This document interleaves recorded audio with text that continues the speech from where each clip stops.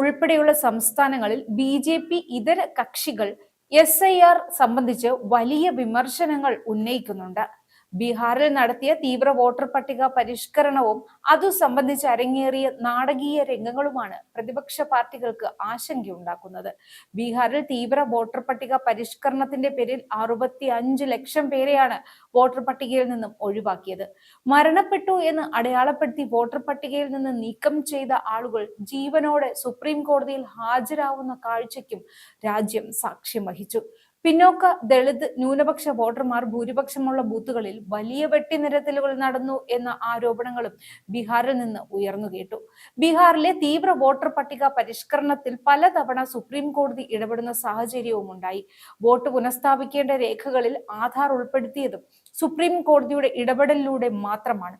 ഇപ്പോഴും തീവ്ര വോട്ടർ പട്ടിക പരിഷ്കരണവുമായി ബന്ധപ്പെട്ട കേസുകൾ കോടതിക്ക് മുന്നിലുണ്ട്. രാഹുൽ ഗാന്ധി ബീഹാറിൽ നടത്തിയ വോട്ടർ അധികാർ യാത്രയിൽ അകാരണമായി വോട്ടർ പട്ടികയിൽ നിന്ന് തങ്ങളെ ഒഴിവാക്കി എന്ന പരാതിയുമായി എത്തിയത് ആയിരക്കണക്കിന് മനുഷ്യരായിരുന്നു. ബീഹാറിലെ ഈ അനുഭവങ്ങൾ എല്ലാം തന്നെ പ്രതിപക്ഷ പാർട്ടികൾക്ക് തീവ്ര വോട്ടർ പട്ടിക പരിഷ്കരണത്തോട് വലിയ എതിർപ്പ് ഉണ്ടാക്കിയിട്ടുണ്ട്.